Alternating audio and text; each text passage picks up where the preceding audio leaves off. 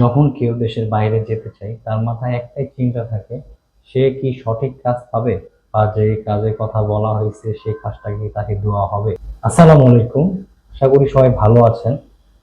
আর আজকে তথ্য দেওয়ার জন্য আসছি, কারণ হচ্ছে অনেকেই আমাকে প্রশ্ন করে যে ভাই, আপনারা যে সৌদি আরব, দুবাই, কাতার, মালয়েশিয়া, ওমান বা এরকম দেশে যারা লোক পাঠিয়ে থাকেন, এখন দেখা যাচ্ছে ইদানিং সৌদি আরবে যে যুদ্ধের কারণে কাজের সংকটটা বেশি দেখা দিচ্ছে, এবং অনেকেই ইকামা পায় না, বা যে কাজের কথা বলে নিয়ে যাওয়া হয় সেই কাজটাকে তাকে দেওয়া হয় না। এভাবে অনেকেই প্রতারিত হয়। তখনই তারা বা তার রিলেটিভ পরবর্তী সময় যখন দেশের বাইরে যাওয়ার জন্য চিন্তা করে, তখন তারা এই কোশ্চেন গুলো করে থাকে। তাই আমি তাদেরকে এই ভিডিওর মাধ্যমে কিছু পরামর্শ দিতে চাই, বা এটাকে যেভাবে নেন, হ্যাঁ, যারা দেশের বাইরে থেকে ভিডিওটি দেখতেছেন বা দেশে থেকে দেখতেছেন, কেউ নেগেটিভলি নেবেন না।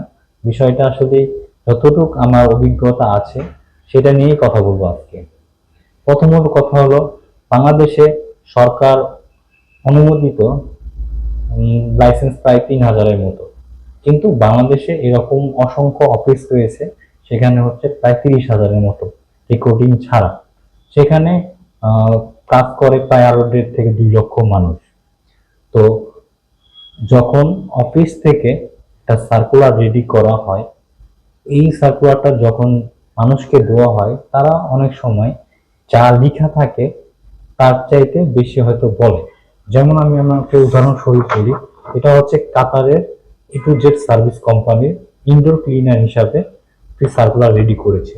এখানে ডিউটি দেওয়া আছে 8 ঘন্টা, এবং বেতন দেওয়া আছে 1,000 + 300 রিয়াল, থাকা ফ্রি কোম্পানি থেকে, খাওয়া নিচ, এবং সময় 18 থেকে 20 দিন বা আরো বেশি সময় লাগে।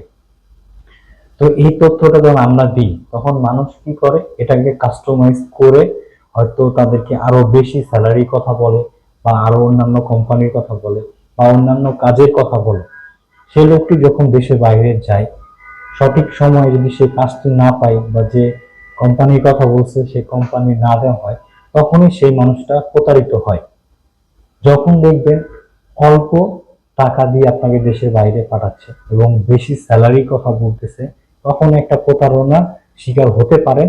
এটা আপনি চিন্তা করবেন, কারণ সবসময় যেগুলো ভালো জিনিস সেগুলো কিনতে অবশ্যই একটু ভালো বাজেট দিতে হয়। এমন না যে আপনার 2 লক্ষ টাকার জায়গায় 5 লক্ষ টাকা, বিষয়টা এরকম না। খোঁজ খবর নেবেন, যার কাছে মনে হয় সঠিক তথ্য আছে এবং সঠিকভাবে কাজ করে, আপনি তার সাথে কাজ করুন। মানে তবে যাচাই বাছাই করে করুন, যেহেতু এখন প্রতারণার বিষয়টা অনেক ভাবে বেড়ে গেছে। তাই সবাইকে অনুরোধ করব, বিদেশ যারা যেতে চান, ক্যারিয়ার গড়তে চান, এটাও ভালো একটা উদ্যোগ। তবে প্রতারণার শিকার না হয়ে চেষ্টা করবেন সফলভাবে, সফল মানুষের মাধ্যমে যাওয়ার, তাহলে আপনি একজন সফল হতে পারবেন। তাই আর ভিডিওটি লম্বা না করে এখানে রাখছি, এবং যার কোনো মতামত যদি প্রয়োজন পড়ে, আমাদের হোয়াটসঅ্যাপ আছে বা ফেসবুক মেসেঞ্জার আছে, সেখানে যোগাযোগ করবেন। যতটুকু পারি আপনাদের সহযোগিতা করব। ধন্যবাদ। আসসালামু আলাইকুম।